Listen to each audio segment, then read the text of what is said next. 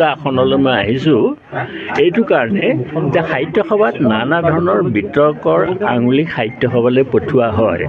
সেইখিনি মই নাইকিয়া কৰিবৰ কাৰণে প্ৰথম যত্ন কৰিম আৰু মই এই 2টা বছৰৰ 1 মিনিট সময়ো মই অবাবত খৰচ নকৰোঁ আৰু আমাৰ কাৰ্যনিৰ্বাহক সমিতিসমূহ সম্পূৰ্ণ টেকনিকেল সমিতি হিচাপে ব্যৱহাৰ কৰিম আৰু যিখিনি কাম কৰিম এই গোটেইখিনি কামৰ এটা পৰিচয় আমাৰ যিখন প্ৰথম কাৰ্যনিৰ্বাহক হ'ব সেই কাৰ্যনিৰ্বাহক সমিতিত ৰাইজে গম পাব আৰু মই এটা নতুন কৰিম এবাৰ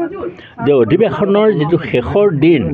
শেষৰ দিনটোতে আমি কাৰ্যভাৰ লোৱাৰ ব্যৱস্থা কৰিম প্ৰথম কামটো হ'ল অসম সাহিত্য সভাই প্ৰথমতে কাম কৰিব অসমীয়া সাহিত্যৰ বুৰঞ্জী হিষ্ট্ৰী অফ আছামিজ লেংগুৱেজ এইটো আমি 1 নম্বৰ কাম কৰিম ফেব্ৰুৱাৰী মাহতে আমি চিঠি লিখি জনাম 2 নম্বৰ কামটো শংকৰদেৱৰ ৰচনাৱলী ইংৰাজী আৰু হিন্দীত প্ৰকাশ কৰিম এই 2টা কাম আমি প্ৰথম সুযোগতে আমি ল'ম প্ৰথম যিখন আমাৰ সংবিধান এই সংবিধানখন অকণমান সলনি কৰিব লাগিব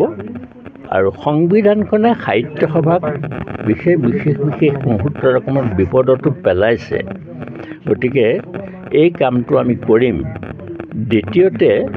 যে সাহিত্য সভা সম্পৰ্কে যিবিলাক বিতৰ্ক আগতে হৈ গৈছে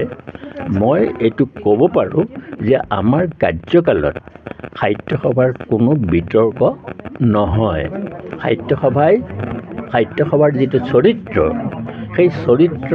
সাহিত্য সভাই পূৰ্বৰ দৰে যিটো গৰিমা সেই গৰিমাৰ স্তৰলৈ লৈ যাব পাৰিম বুলি মই আশা কৰোঁ গেৰাণ্টি দি পেলাই ক'ব পাৰোঁ যে আমাৰ কাৰ্যকালত সাহিত্য সভাত কোনো বিতৰ্ক নাথাকে প্ৰয়োজনত আপুনি কঠোৰ হ'ব মই প্ৰয়োজনত কঠোৰ হ'ম কাৰণ সংবিধানে সভাপতিকে আটাইতকৈ উচ্চ ক্ষমতাটো দি থৈছে আৰু এই যিখন আসন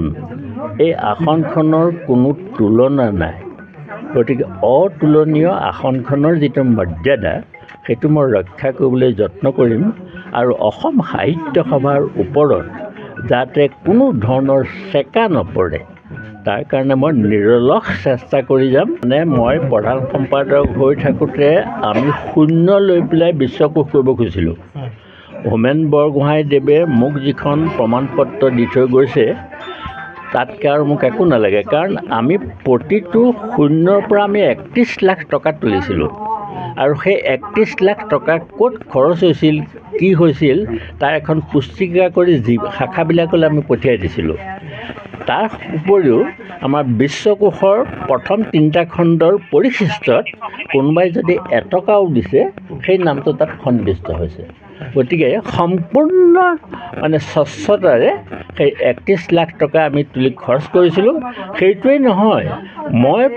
যেতিয়া কাৰ্যভাৰ হস্তান্তৰ কৰোঁ তেতিয়া মোৰ পৰৱৰ্তীজন প্ৰধান সম্পাদকক মই 31 লাখ টকা জমা দি গৈছোঁ